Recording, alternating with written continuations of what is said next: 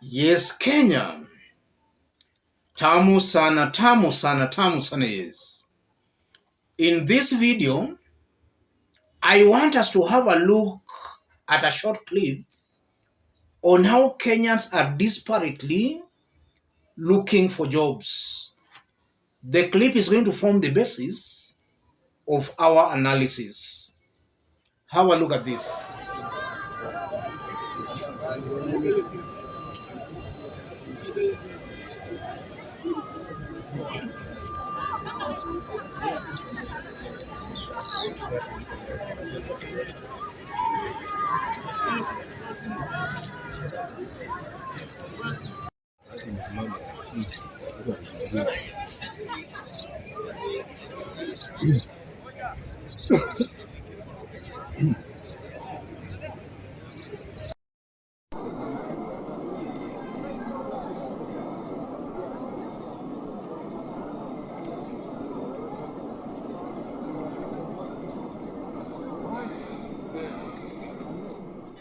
Those are thousands of Kenyans who turned out for a job interview.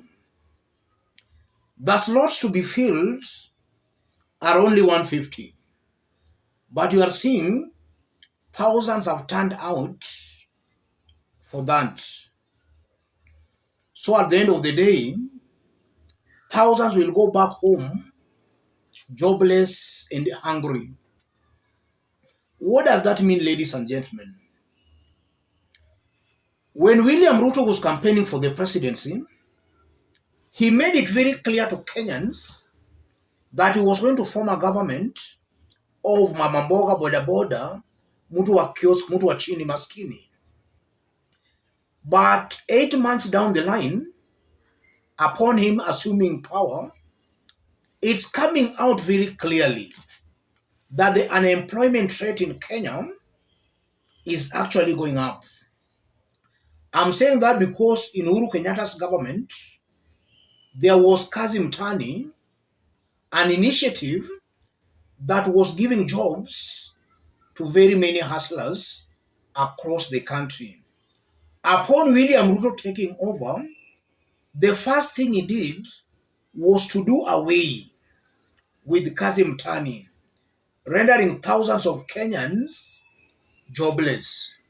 And that can explain why we are seeing thousands turning out for that job interview.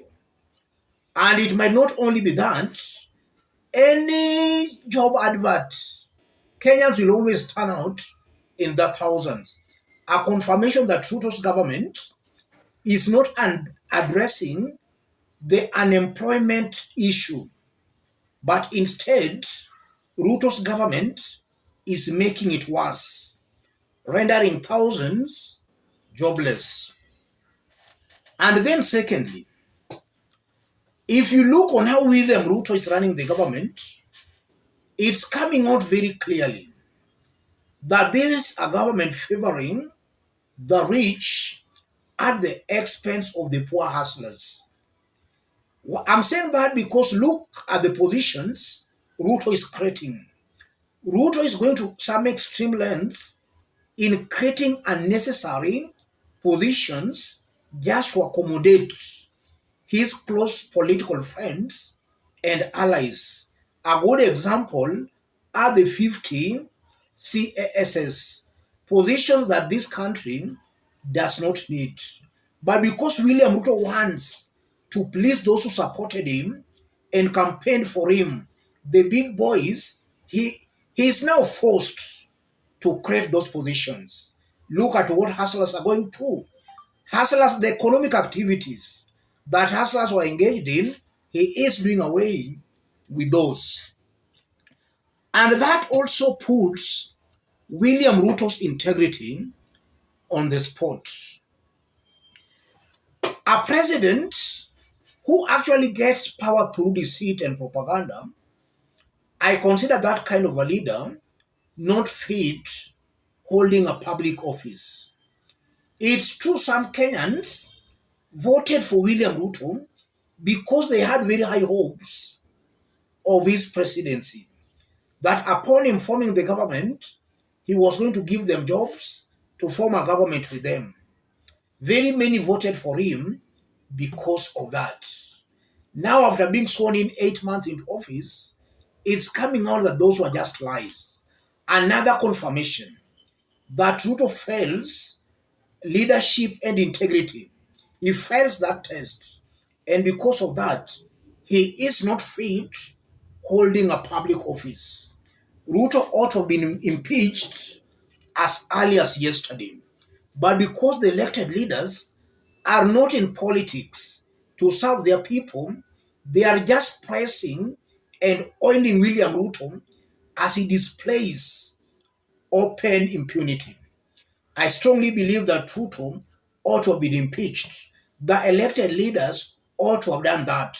So even the integrity of the elected leaders are also being put on the spot.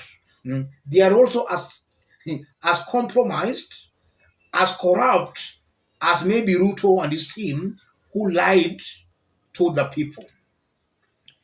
From that clip again, it's coming out very clearly that if something drastic is not done, then life is going to be more difficult for a majority of Kenyans.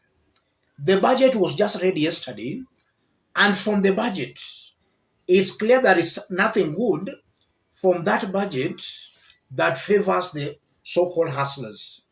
And with this rate of unemployment, and now with the additional taxes, you are seeing that life is going to be more difficult than it is right now. And this is why I've always maintained that at one point, William Ruto will face a serious revolution from Kenyans because things are clearly spiraling out of control. William Ruto has no clue on how to address the issues. Finally, as I conclude, it's a fact that Ruto and his team were not ready, not prepared to form a government. They were not just ready, not prepared. Now that they have the government, they are completely confused. They don't know how to proceed, how to pause, how to stop. They are just green. In fact, I won't be wrong to say that all William Ruto and his team cares is how they can actually make Kenyans contribute. Rather, Ruto only cares on how Kenyans can pull. Let me put it this way. Ruto and his team are only keen on how they can make Kenyans contribute to create a large pool of resources. And we all know that with the characters who have been appointed in this government, a large pool of resources will only lead to corruption. That corruption will only benefit the big boys in the government, as the hustlers will remain poor and poor. Let me stop it there, ladies and gentlemen.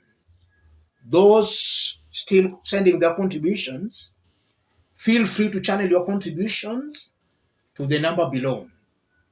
I'm very much humbled because a good majority of us here have contributed, which is very encouraging.